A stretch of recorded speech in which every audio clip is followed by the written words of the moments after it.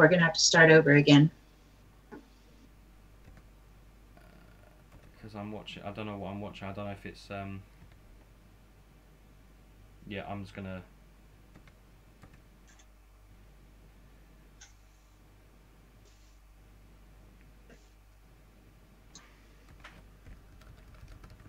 Hang on.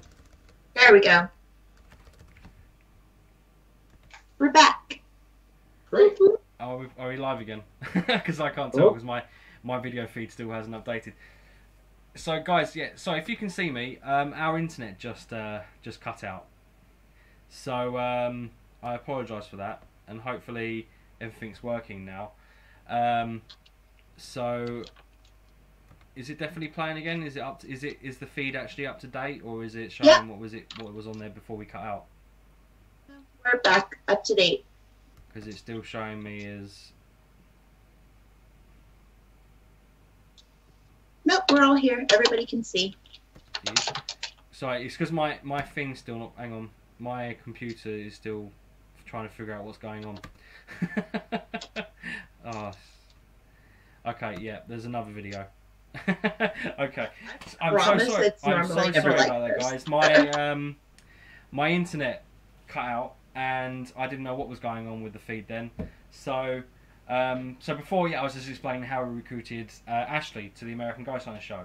So I completely agree with what Chris was saying, and why he recruited her, because she is awesome. So yeah.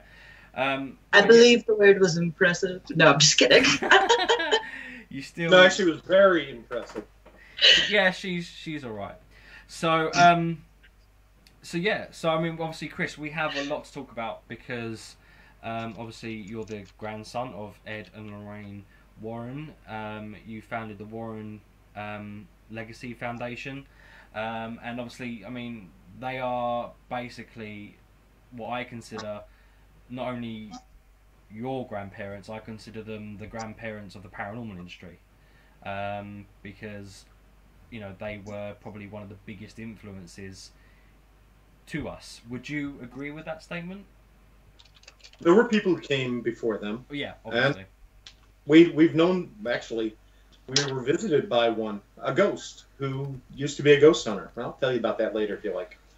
But, yeah, I think that they did more to normalize the paranormal and to make it more acceptable than anyone I can think of. Because, I mean, they had... because, I mean, obviously, there were people beforehand. I mean, like... what was his name? I just finished editing an article that it was about him. No, the guy who was connected with Borley Rectory. I just can't remember his first name. Harry Price. That's Harry who I'm Price. talking about. Yeah, I knew Price I could think of, but I couldn't think of his first name. Yeah. He visited us as a ghost in Halifax, Nova Scotia. Okay. Me and my grandpa. Because I am not entirely sure how I feel about Harry Price, because there's a lot of murmurs and a lot of criticisms of him. But although obviously you have the normal sort of skepticisms, there didn't appear to be that many criticisms of Ed and Lorraine. Would you? I mean, no, that's not true. Well, you know, in my opinion, there didn't seem to be that many of them. So, I mean, could we talk about some of the people who were quite critiques of them, and how you? I grew up with my grandparents constantly being put down for their work. In the 70s and 80s, people made fun of them constantly. Mm-hmm. It wasn't until Amityville that they started to be somewhat respected. But even then, you know, there was a lot going on there. There were a lot of cases they worked on. There was one called The Devil in Connecticut, mm-hmm. about a young man who was under possession by 38 demons. And we're talking a young man, like 10 or 11 years old. And his sister was engaged to a fella who really hated seeing this. And he was helping my grandparents and holding this poor boy down when he would come under possession. Mm-hmm. And one time he made the mistake of saying, you know, take me on instead. Come into me. Leave him alone. Not the smartest thing to do. No. He opened himself up completely. A few weeks later, he came under possession when he was with his fiancée and his landlord. They were about 50 feet away from him, and he was crouched on a rock, almost like the Wolf Man. And all of a sudden, the landlord flopped over dead with the man's name was Arnie Johnson, with Arnie's knife in his stomach. And my grandparents tried to use possession as a defense in the murder case. That caused an awful lot of controversy. Would that be similar to the plot of the film, The Possession of, is it Emily Rose? Emily Rose, yes. But that's based actually, on a case in Germany, actually. Okay. Yeah. So I have trouble keeping up with everything. I mean, I go from one thing to the next. I wasn't aware of the fact that it was based on actual. Oh yeah, it was based on an No, actual actually, now I case. think of it. No, it was. I remember reading that now. Yeah, but I didn't know You it can was next see to a case in videos Germany. of her under possession, the actual Annalise Mitchell, on YouTube. Okay. It was horrible, bungled exorcisms. They did over 60 of them, and the poor girl died of starvation and dehydration. Yeah. It was more than anything like a spectacle for them, almost, to try and prove a point instead of helping her. That was just, and that case just breaks my heart. But back to, the case of your grandfather holding him down and saying instead, use me. That point, that goes back to the point that he did not believe in exorcisms, correct? Or he didn't feel comfortable enough performing them himself. A lot of people have that misconception. Yeah, a lot of people have that misconception that he was an actual exorcist, like he would perform the exorcism rites. And I think that's one thing we need to clear up, is that, people take it upon themselves as paranormal investigators to go out there all the time and try those things on their own, or they call themselves demonologists and try and do those things. And if your grandfather didn't even feel comfortable enough doing it, that's saying a heck of a lot. The thing I have to remember about my grandfather is he was a Catholic, Roman Catholic. And even though he would work with other faiths, and he worked with Buddhists, rabbis, imams, he really would work with anybody, depending on the faith of the family he was helping. But he himself, his faith was Catholic, and in the Catholic religion, only a priest can perform an exorcism. So he wouldn't do it. And back in the day, he was one of 5 demonologists in the country. The other 4 were priests. And now everybody runs around calling themselves a demonologist. Yeah. He said I was a demonologist when I was about 25. He felt that, after 9 years of learning with him, I was a demonologist. I mean, obviously, I'm not dissing everybody that calls themselves a demonologist. Some people generally. No, don't get. I didn't like the title. But I know some that refer to themselves as demonologists. I'm like, you're not. You're not even a decent paranormal investigator, let alone a demonologist. To me, if you study Christian demonology alone, then you're not a demonologist. No, because there's so many different types of demons, evils, entities. Like, we have had this conversation before, and it's very weird that, before I even joined the Warren Legacy Foundation, I've had Profoundly Paranormal. And my logo is very similar, actually, to y'all's, because we incorporate every religion, every background. Yeah, well, because we study a lot of the same cultural backgrounds and beliefs, because you have to be well-rounded, because it's not just Christian energies, it's not just Catholic energies, the world is so much more intricate than we give it credit for.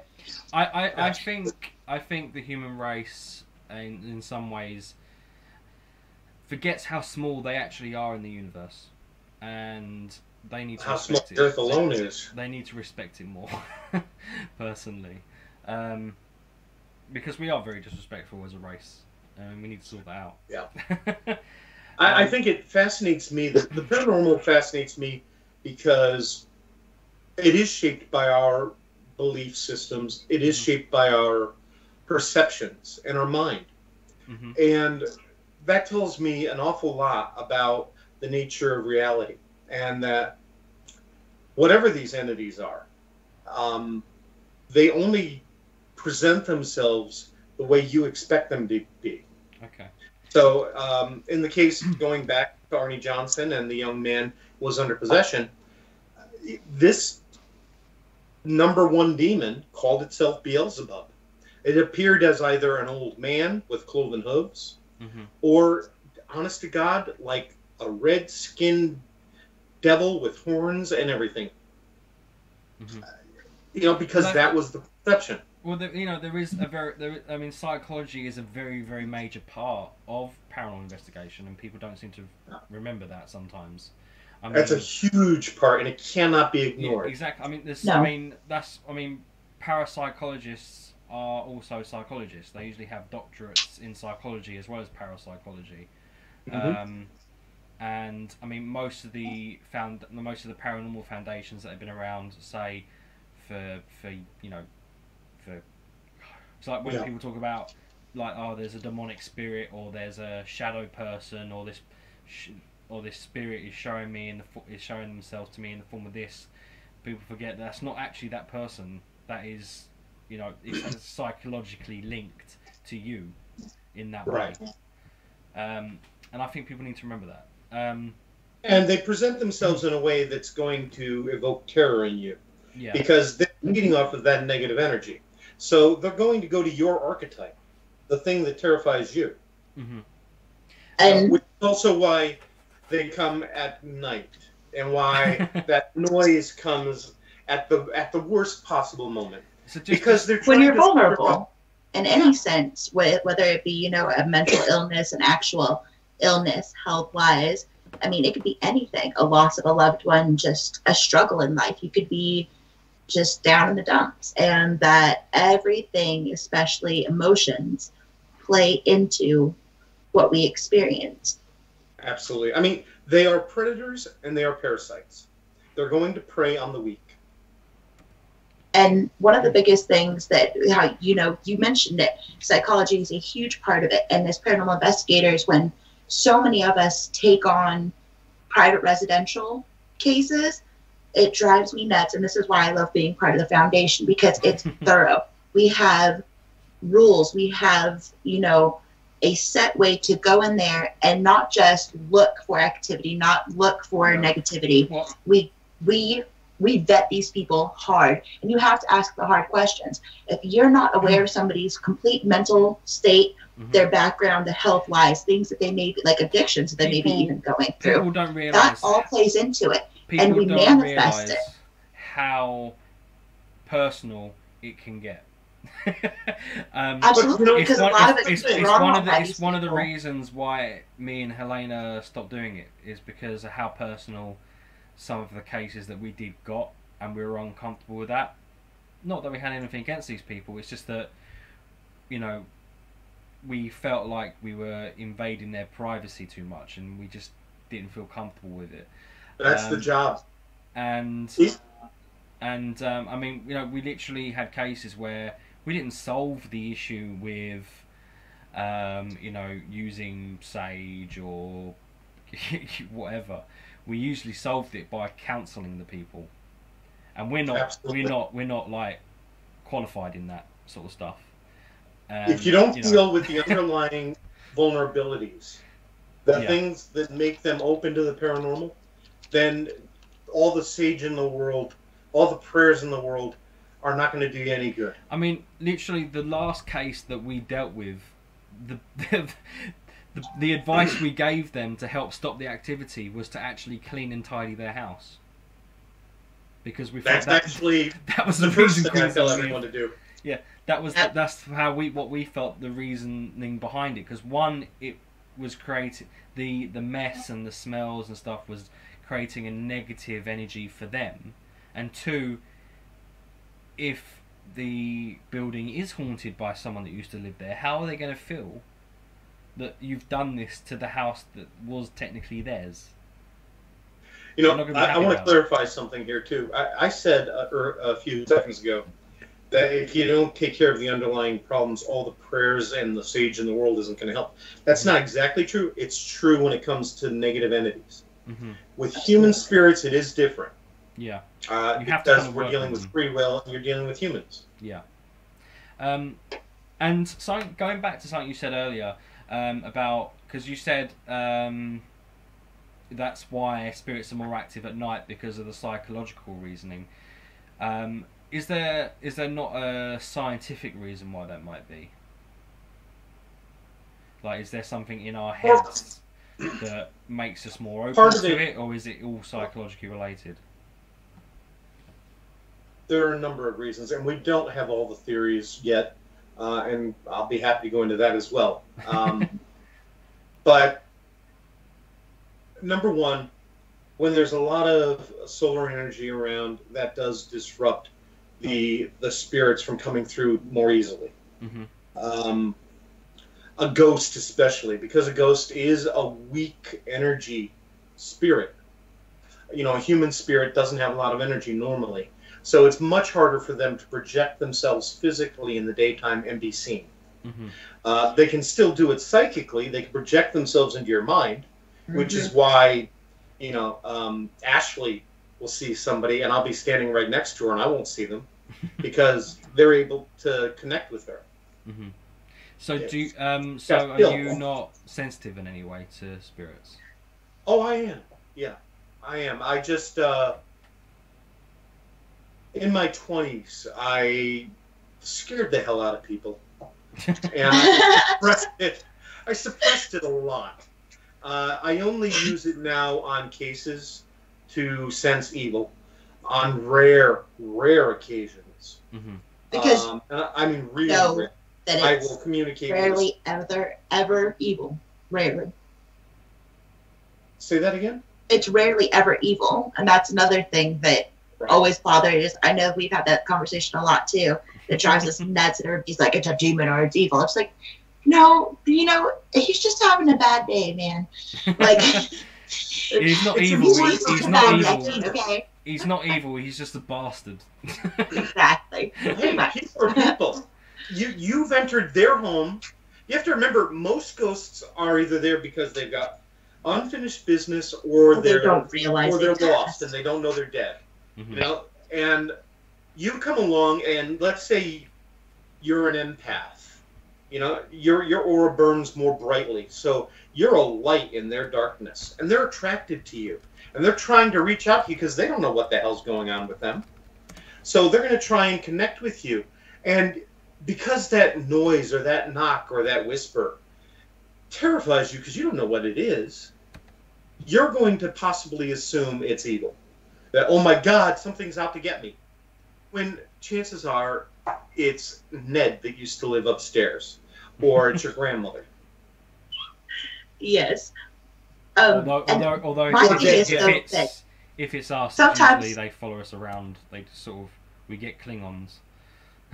Sometimes nice they feel threatened almost, so especially the ones that are stuck, that aren't aware of the fact that they've passed away. I run into quite a few of them. They get scared because I'm trying to help them. Like, I'm trying to tell them the truth, get them to understand on the same level, and they just get not angry, but again threatened because their energy has been stuck for so long that they don't know anything else to be but on that wavelength, if that makes any sense. Their energy stays at that vibration instead of moving anywhere, and it's one of the weirdest feelings because, again, it's not angry. It's just like a ghost wants to punch you in the face, and it's like, all right, dude, chill. I'm just here to help you. And the more you try and help, sometimes the more angry they'll get because they don't want to accept what they're hearing. More emotion then. They're less rational because of the situation they're in. And time does not pass the same because they're outside of our dimension for the most part. Yes. I mean, put it this way. Whenever you ever walk down the street and it's busy and someone bumps into you or someone's eating something that you don't like the smell of and you just kind of want to punch them in the face. Same thing with ghosts. Right, I'm just going to quickly say hello to people that are on the chat because with the technical issues and stuff, I've not been able to acknowledge you, and I do apologise for that. So, guys, if you want to ask any Chris or... Well, you wouldn't want to ask me a question, probably Ashley, but Chris mainly. If you want to ask Chris a question, please feel free to do so, and we will pass that on. I just want to say hello to... I'm going to just read some names of people that are watching. I hope you have names that I can, say out loud. Because if I can't pronounce them, I'm just going to have a go at you for having a stupid name. I'm assuming your name is Lupe. Or Luke. Again, it's very irresponsible for you to have not a name that I can say. Donna, thank you for tuning in. Hi, Emily, thank you for tuning in.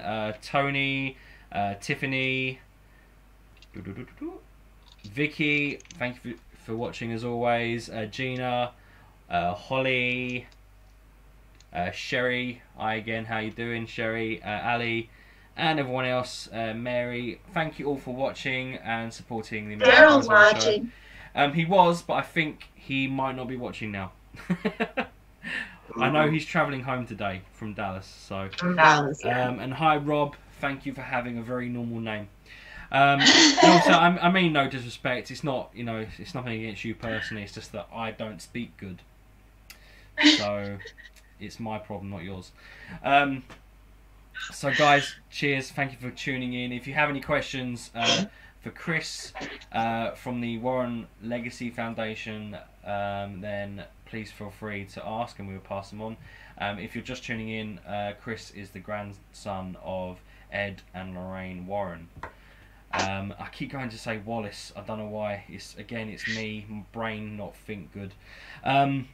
So yeah, thank you for tuning in, guys. So Chris, I want to talk a bit more about your relationship with Ed and Lorraine, if that's okay. And it doesn't necessarily have to be paranormal related. I was just wondering if you could share some of your favourite memories with them. But before you start, I'd like to interject and ask that you at least please tell that story the first time you went on an investigation with Ed, because I love that story. That is one of my favorite stories to hear of all times because of the reaction. Just the way that you retell that story. Okay, well, you have my permission to start with that story. Okay. All right, well, we're going back 39 years now.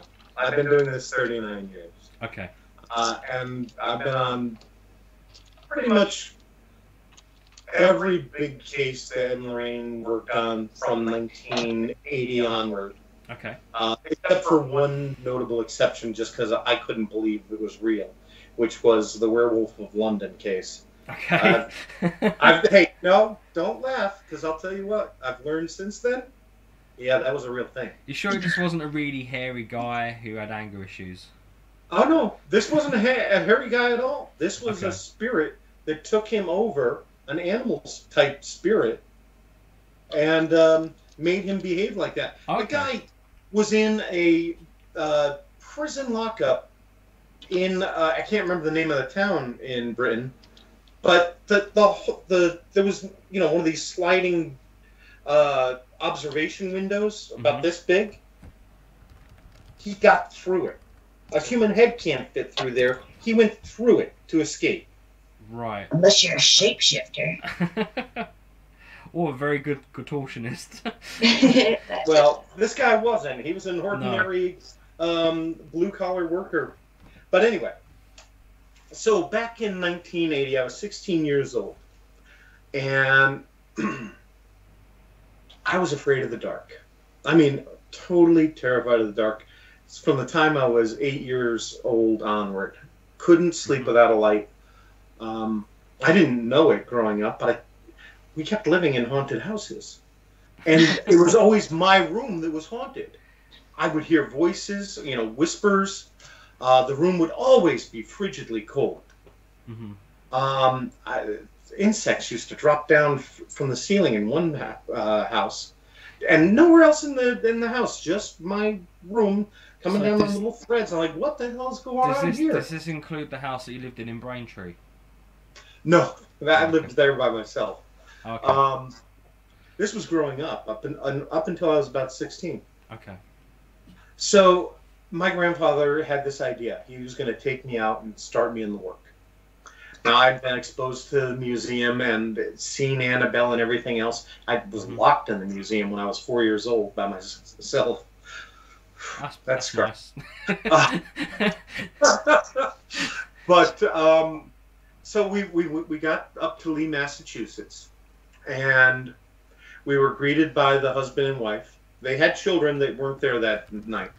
A lot of the appliances had been removed already, and much of the furniture, because the poltergeist activity in this place was so powerful that things were being thrown all over. And this case had started when a little boy had shown up at the bedroom door of the husband and wife. And he was a glowing white boy, and he said, "Where do all the lonely people go?"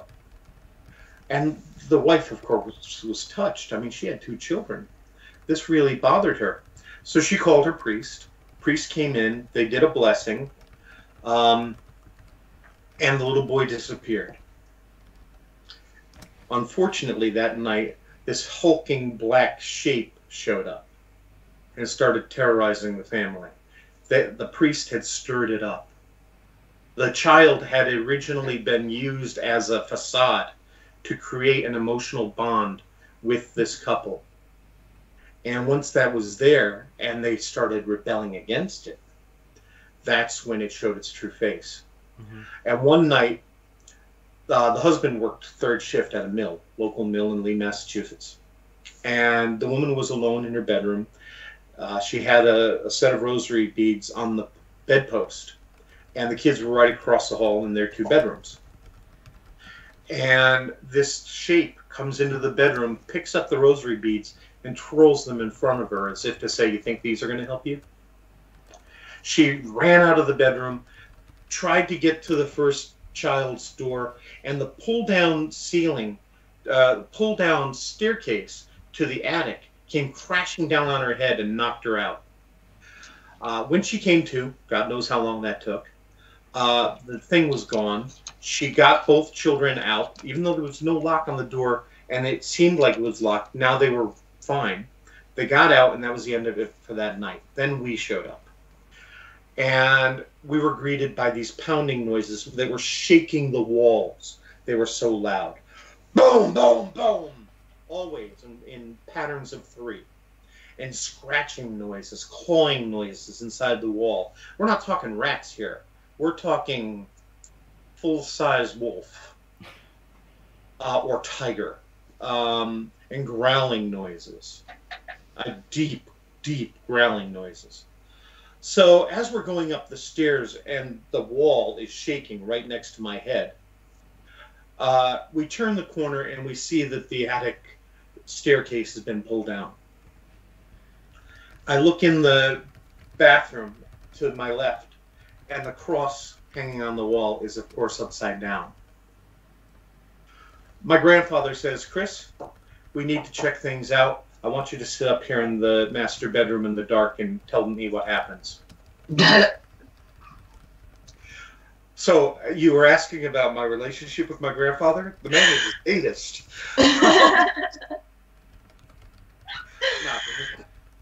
So, I sat up there for an hour.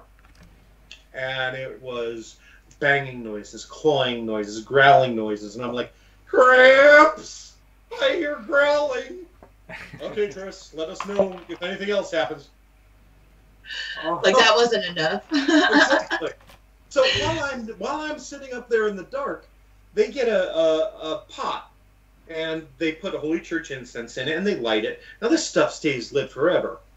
And they go and they smoke up the whole downstairs. They're using religious provocation to try to provoke it into showing itself. So we have a better understanding of what we're dealing with. Like, we couldn't figure it out from the pounding noises, the growling, and the scratching. And as they're trying to bring this pot upstairs, it keeps going out. So there's no chance to smudge upstairs. They keep going downstairs, lighting it again. It does a great job downstairs. They try to bring it up. It doesn't work. Finally, after an hour, they let me come downstairs. I'm replaced by another fellow. At midnight, we tried more religious provocation, more prayers, trying to get it to reveal itself. This is really important, too, because a lot of researchers, I see this on YouTube a lot, try to communicate with the spirit one-on-one and try to just have a dialogue. You never do that. You have to have protection.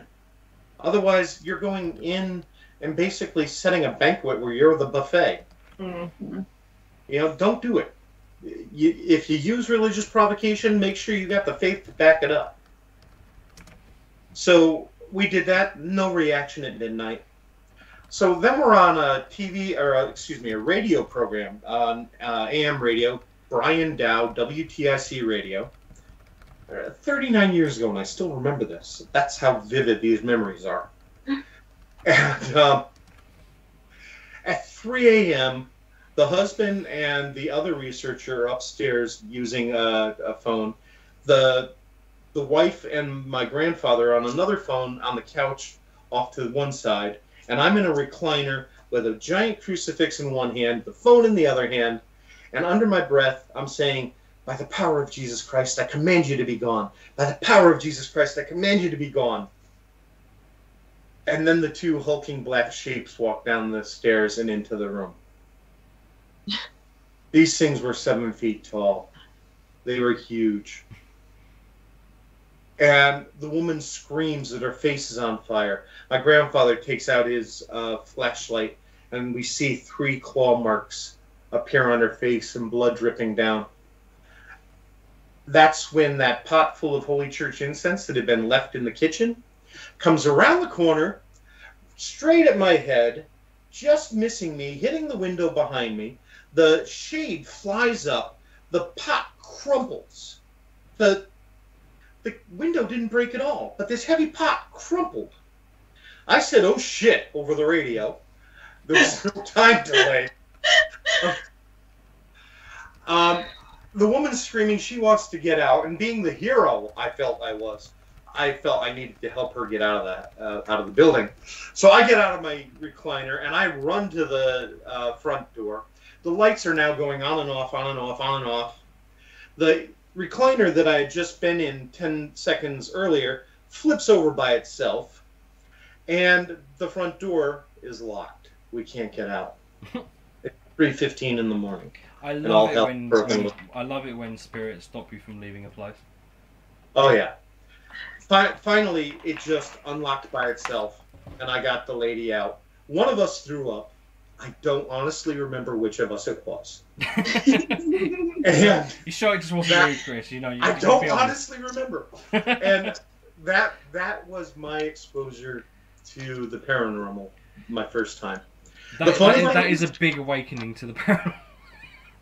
The funny thing is, the next night, I went to bed with the light out. I figured if I could survive that, screw the light. That's awesome. I just think you should know the background to the first time you told me that story. That was when you got to the oh shit part. I was eating chicken nuggets, and I did have, like, chicken nugget particles coming out of my nose because I laughed so hard. I was listening so intently. I had chicken nuggets for dinner, man. Come on. They're already in your system. You'll be fine. I'm an adult, you know. I have chicken nuggets and fries for dinner. I have a 8-year-old's dinner. Thanks for that, Ash. No, you're welcome. Just one quick thing I want to say about that. In terms of being introduced to the paranormal, that's like someone having a fear of flights and being tied and handcuffed and forced onto a plane and forced to go up into the air. Tied to the wing. Which is actually a form of therapy. I might add. It's called flooding. It is. Yeah. I've told both of you actually before that I still sleep with the light on, and more than anything, it's because I've always just been either approached at night or just have random energies coming to me at all times that I like having the lights on so I can see them when they're there, or when they're like seeing the shadows watch over me when I sleep is way more creepy than seeing what they are when I'm trying to sleep. So like if I wake up in the middle of the night, especially now with the baby, I'm not freaked out by the person standing in the corner in the shadow. If I wake up in the night and I see something that scares the shit out of me, it's usually my dressing gown or coat on the back of my door. And I think it's like a demonic spirit that's come to, I don't know, do something to me. I have literally woken up and like, you know, it's hard to, you know, like when you see something and you're in shock and suddenly you sweat within like 2 seconds. It was literally like that. I've never been woken up, thankfully, by any spiritual activity. They're either I'm a heavy sleeper or they're scared of me. I doubt it's that. They probably just have. I'm just not. I think you made a good point there, though. It's almost always natural, and you should always assume whatever's around you is natural. Yeah. Because if just it to clarify, isn't, I did honestly. All you're going to do is feed it your fear, and it's exactly. going to manifest negatively because of that fear. Mm-hmm. You may even provoke something human that way. Or because you feel afraid of them. Sometimes and this is why I started doing it without like sleeping all the time with the lights on, was because at certain points it would be like family or friends or just people who I've known like trying to reach out that need help, and I've offended them by being afraid of them, and so then they get more hesitant. They get more hesitant to, connect with me the way that they wanted to. So now it's just more like, I can see you coming. I know who you are.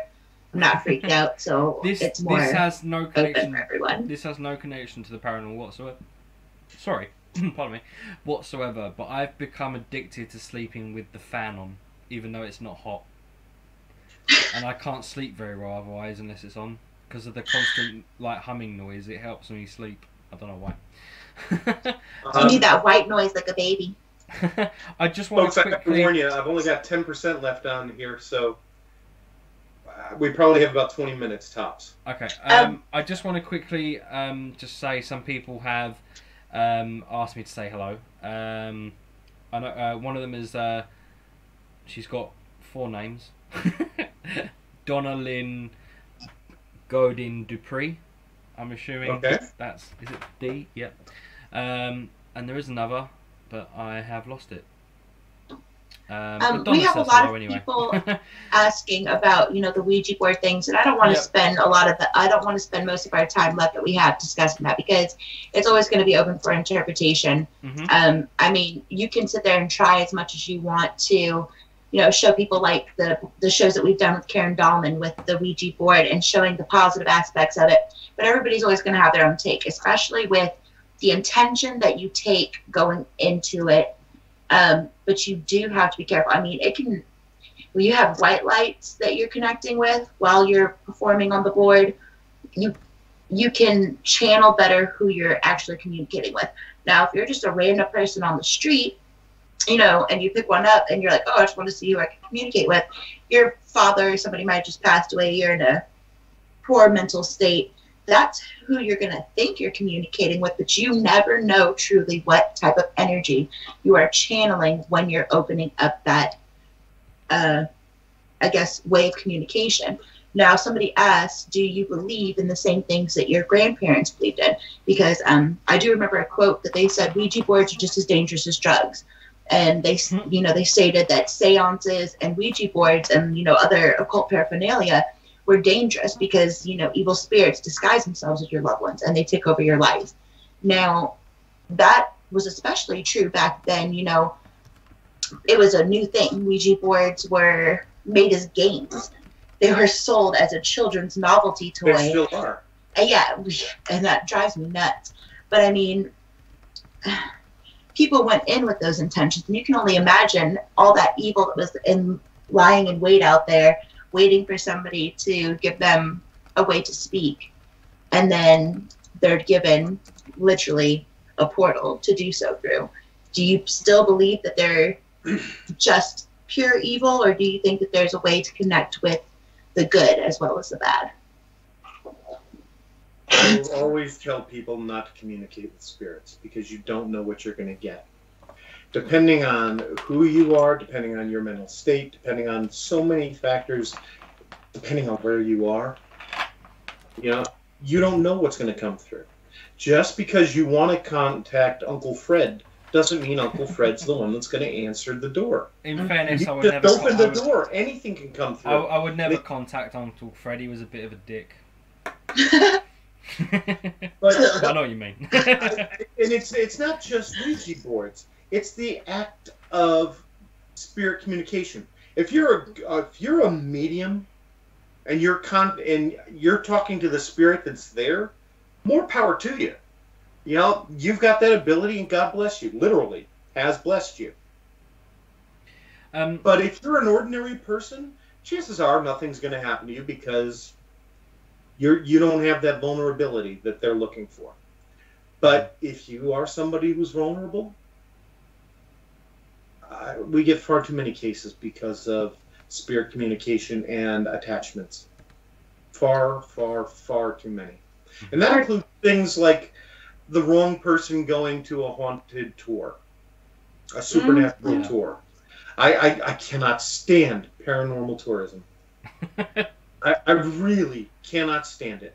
Going to these asylums and other places seems the height of your responsibility. These haunted prisons. If you're going in there and you're not there to help relieve the suffering of the spirits, then you're just stirring things up. And these are unbalanced individuals. Whether they're unbalanced because they're stirred up every single day, or because they were mentally ill beforehand, or evil, like from a prison, you could take something home with you. And it happens. All the time. And we So, had this discussion. what my grandparents believe? I guess the best answer I have is this. I learned what they did. I learned from them. And then I went beyond them. Because that's how research works. You don't stay behind in the 1920s, you move forward. And my experience has been all over the world. I've lived on 4 continents, and I've been in every single religious center in the world. That has changed my views from my grandparents' views. But that does not mean that I differ with them when it comes to things like spirit communication or Ouija boards or what have you. The lay person shouldn't be doing it. Are there people who can use them? I grudgingly admit that there are. But I would never recommend that anybody use one. It's like anything. It doesn't even have to be related to the paranormal. Not that I encourage people to use drugs, but you can have the wrong. Let's not just say drugs. Let's say alcohol. It's like if the wrong sort of person drinks alcohol, then it ruins their lives. You know, they become addicted, they get ill, etc. But if someone has like the occasional glass of wine to enjoy, relax themselves or whatever, then that's fine. It's like anything in the world. You need to be the right sort of person, have the right sort of mentality, otherwise it can go wrong. That also includes the fact that people act that way with negative energies as well. Right. A lot. Okay. I'm going to get a cord. Maybe I can keep this going. A lot of the people that we end up doing home investigations for, or doing, personal just research for, they end up being so enthralled or so, not necessarily controlled, but they've developed such a relationship with that negative energy that they've been living with that they don't necessarily refuse, but they are very hesitant to stop communicating or lose that energy. They find any way they can to try and hold on to it or try and justify it being there almost. And then when you have a solution to get rid of it, they will do everything in their power to make sure that that doesn't actually happen. I can't tell you how many people we've tried to help, but actually don't want it. Like, they want to acknowledge that something's there, but as soon as we try and get rid of it, it's like they continuously seek it out, or we tell them don't communicate with it until we're able to go to this location. Then they do nothing but openly communicate with it. This one lady bought a spirit box. I was like, well, I'm sorry, I started talking to it. I asked you not to. And she went out and purposely was trying to talk to it. This was before I started with the Warren Foundation. But, if you're not going to listen to the people who are trying to help you, I always say forcing a spirit to leave, this should always be the last resort.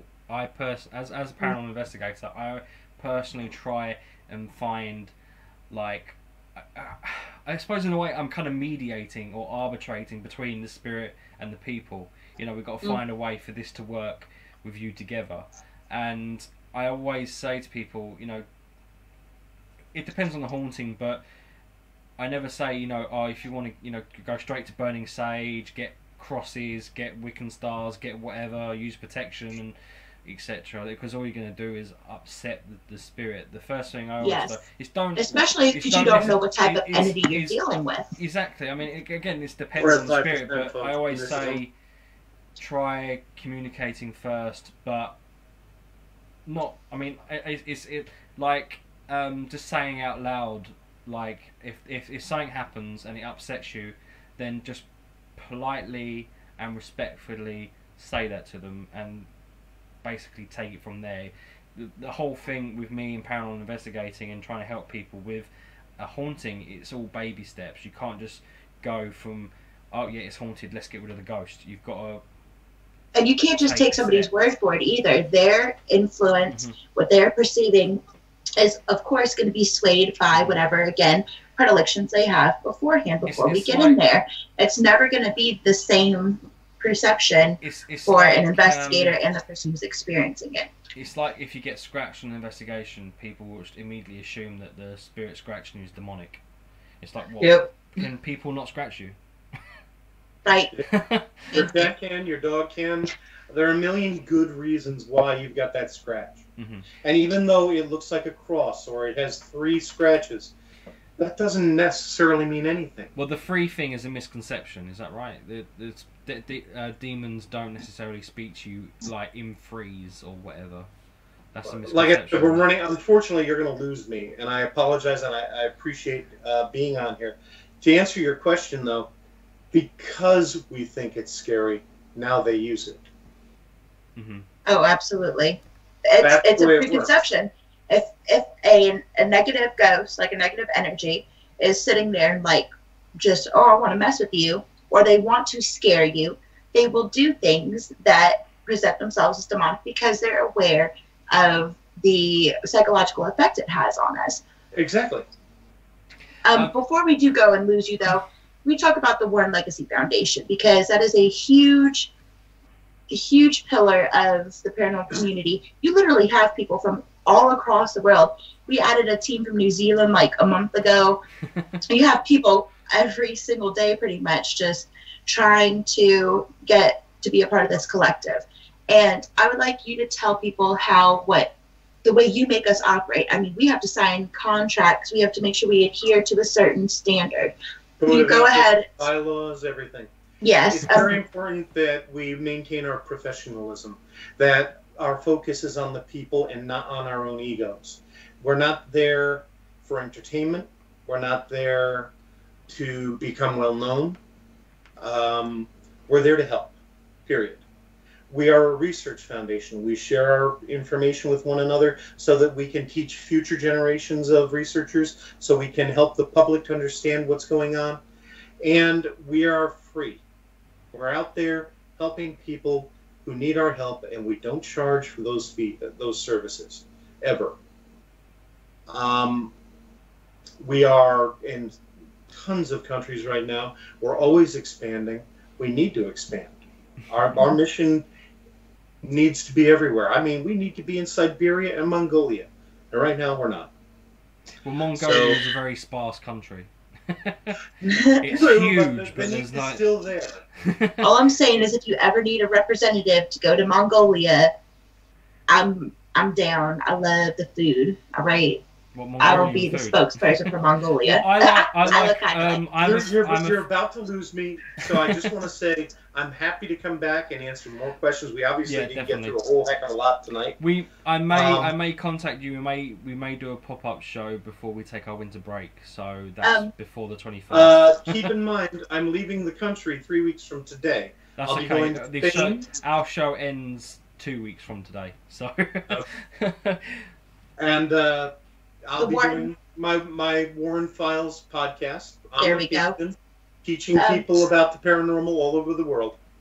And I'm looking forward to doing that with you and sharing what I learned.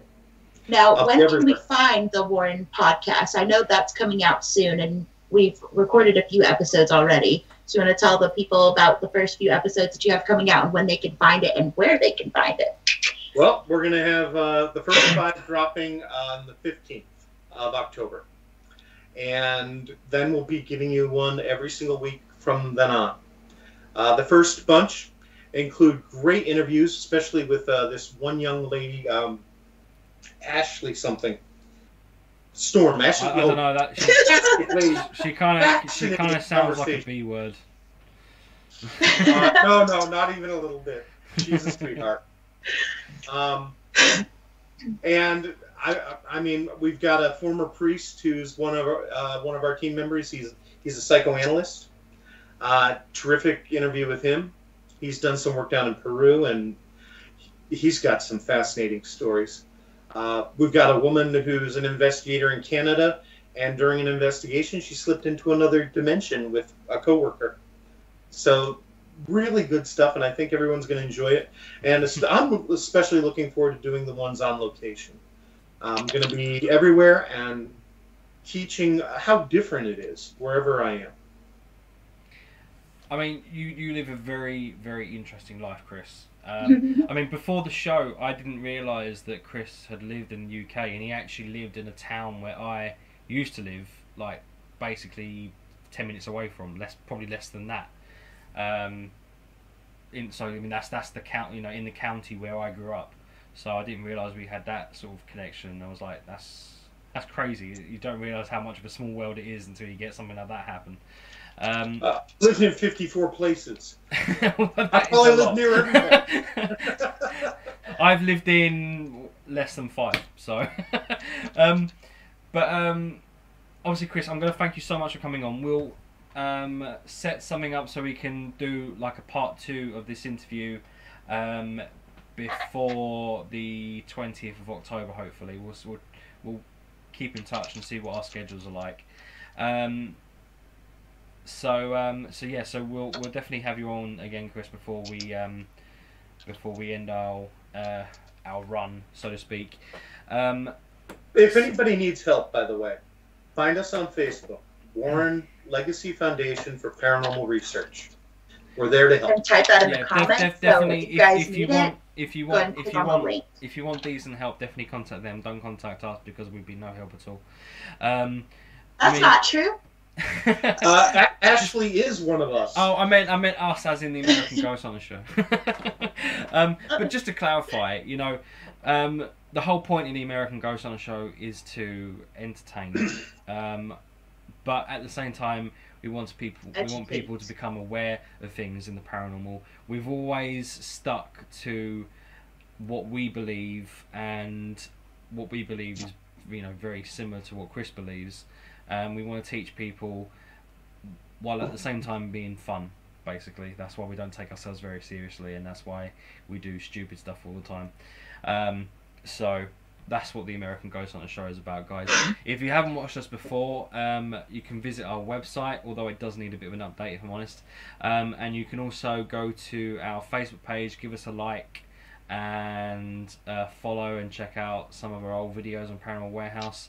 Again, I want to thank Chris for coming on the show. It is a pleasure, and I definitely want to talk to you some more. So go and check out the Warren Legacy Foundation for Paranormal Research. They have a Facebook page. Go and check that out. There's a lot more things that we want to talk about that we will do. So if you like our Facebook page and follow what we post, then I'm sure you will see something come up saying, oh, we're going to have Chris on again. So look out for that, guys. But anyway, next Sunday we have a friend of mine who was probably one of the first people that I reached out to in the US of A, and that's Jack Kenner. He will be on the show next week.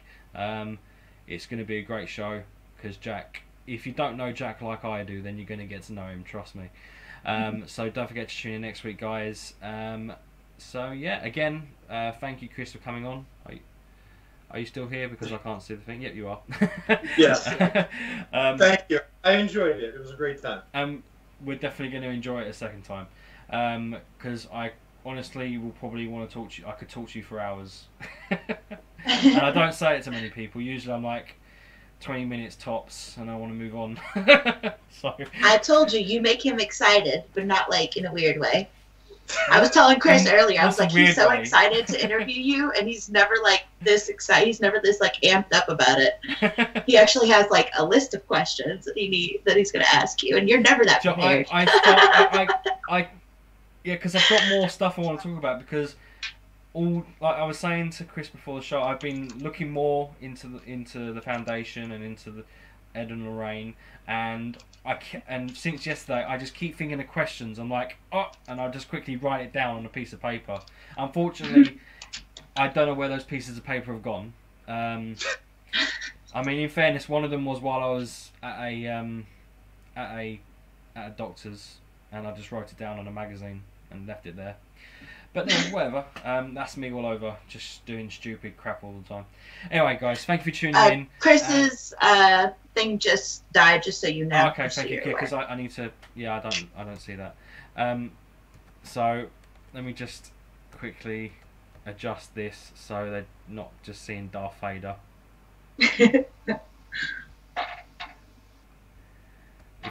If you could move over slightly so your head's more towards Darth. Yep, there you go. Bit too far. Boom. But guys, yeah, so thank you for tuning in. I apologise that Chris couldn't be with us for longer, but we will sort something else out, and we'll have Chris back on again. Thank you everyone for tuning in and for commenting and for being great support for us. We always try and interact with you guys when you watch, because we don't just want to ignore the fact that you're there, because you're here to watch us and we love you. So thank you for watching, and we will see you next week. And we will post when Chris is going to be on our Facebook page as soon as possible. And do not forget to tune in on the Warren Legacy Foundation site. I posted the links inside of the comments, so you guys can go ahead and click there to follow the page. But they will be releasing the Warren Legacy podcast files. And, I mean, that's like the most fun I've had in an interview in a very long time. Shay's shows are always pretty fun, but I won't take that personally, considering you've been on. But Chris's show, it's definitely going to be something different, because you have, again, somebody who's been in this for so long and had such a strong influence in his life that the questions dig way deeper than just, what's your favorite paranormal location? What's this? The basic things you always hear. I mean, he asked me questions that I never thought that I would ever have to answer, and got, the gears going. So those are going to be some pretty great episodes. We don't have to go right now. We could talk a bit more if you want to. What do you want to talk about?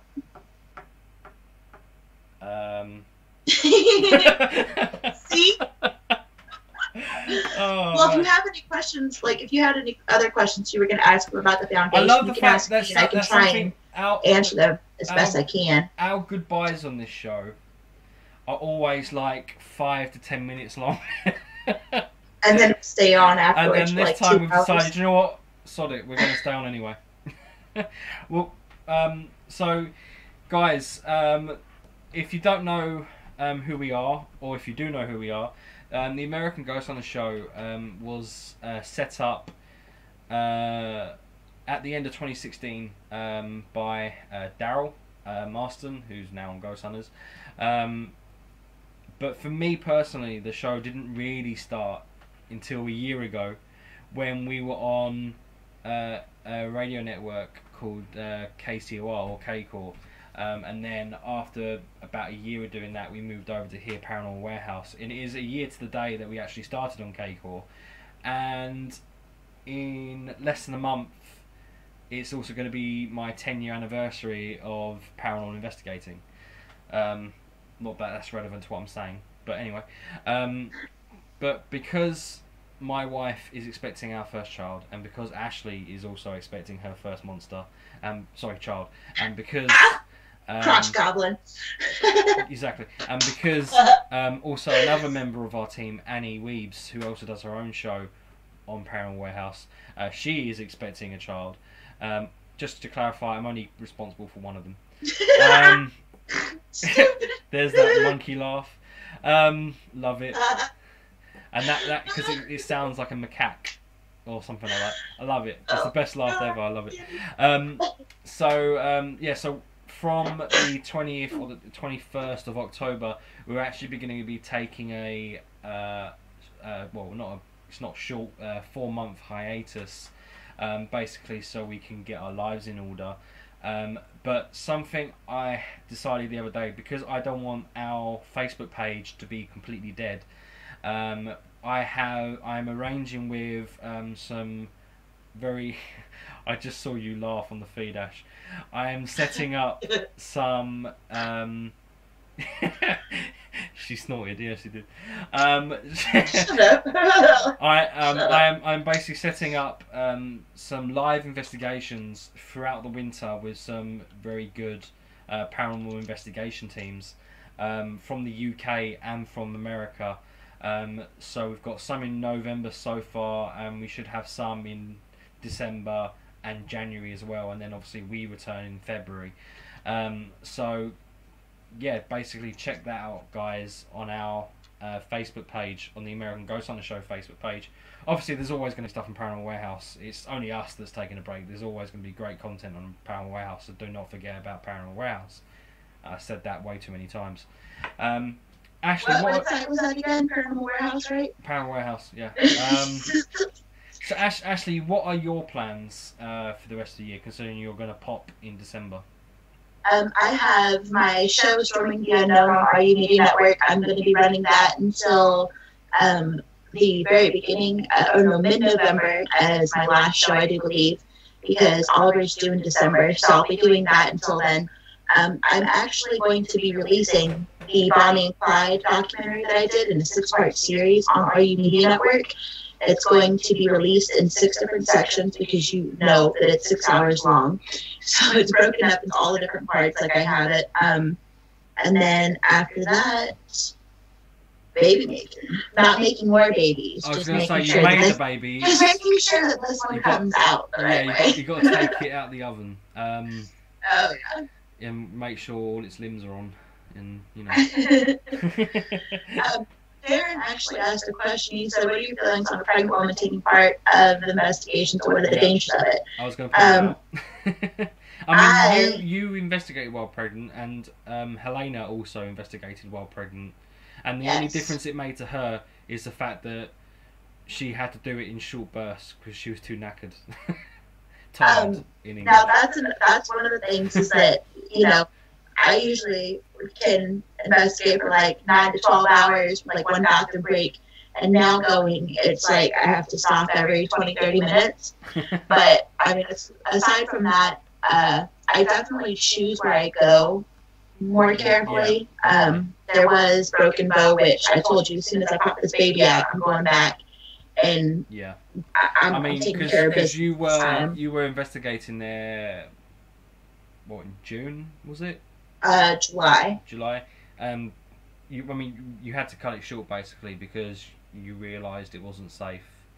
No, because again, we talked with Chris about this. You know, it's something they can always present themselves as whatever they'd like, and it was very, very frustrating to me. I honestly got pissed because I can normally see and tell what these energies are. Usually, whatever they appear to me as is exactly what they are, or I can tell their intentions. I can tell if it's something trying to mimic another person, trying to mimic, you know, a good energy to try and make me trust it, to let its negativity in. But this, and I don't know if it was just because of the emotions of being pregnant, you know, just those extra hormones and everything, but I got incredibly attached to this one particular energy that was in there. And I'd gone back there every single day that whole week that I was there for vacation. I didn't even have a vacation. I was constantly drawn back to this location. And the first 4 or 5 times I had a very good, you know, rapport going on with this one energy, and I just knew that I needed to help. But then it got to the point where I couldn't take it anymore. I mean, I felt it and I saw it for what it really was. And you guys heard the responses that I was getting back to back to back, just so all of these emotions. I was just laughing at the comments. Dorian put, instead of possessed, put Processed. So Pretty sure that's illegal, home slice. Yeah. But I mean, I don't know if a baby can get possessed. I don't think you'll ever will know unless it comes out with horns. I mean, I'm pretty right. sure your baby will come out with horns anyway. Well, it's funny because I actually call our children the unholy trinity because we were never supposed to have kids, and now all of a sudden, randomly, we're having them back to back to back. Yeah, and it's just I mean, ours is obviously going to be the king because he's probably going to come out on Halloween. Exactly. He'll be the leader. And he's British. Everyone knows that, you know, from Hollywood, British people are always the bad guys. So. Oh yeah, like in Good Omen. Usually because they're the better Antichrist. Actors, but. Yeah, being in that building, I mean. Die Hard. I got mad. You could clearly tell that I got pissed at the end. And I stopped and I got out of there because I realized that it was using me. There's something so negative and disgusting at that Broken Bow Asylum. It's that one spirit that you were having issues with. Yes. But something happened there. Something happened there recently because obviously they have it set up as a haunted house. Yeah. And what happened there earlier? Because I know you sent me a video, but I'll let you explain. That was crazy. Okay, so during my first investigation there, and keep in mind, whenever I do investigations, I go to the location at least 2 or 3 times before I actually start doing the live investigations for our American Ghost Hunter page. Yeah, and to do base readings to make sure that whenever I go into a location, it's not going to, I'm getting different results from what I got before. You know, checking the electricity, checking, you know, where the EMF's going to go off, making sure I have baseline readings. I mean, everything's very scientific the way I do. I have it all written out. Like, I have journals of everything. Baseline readings from certain areas, the times that it was taken, all of that. And this building had no electricity running through it. The EMF detector did not go off once. The first and second time that I walked through that building. So what were was there like circuit breakers switched off then? Yeah, they had no electricity running to it because they don't pay for it unless, you know, it's that time of season for the haunted house to be open.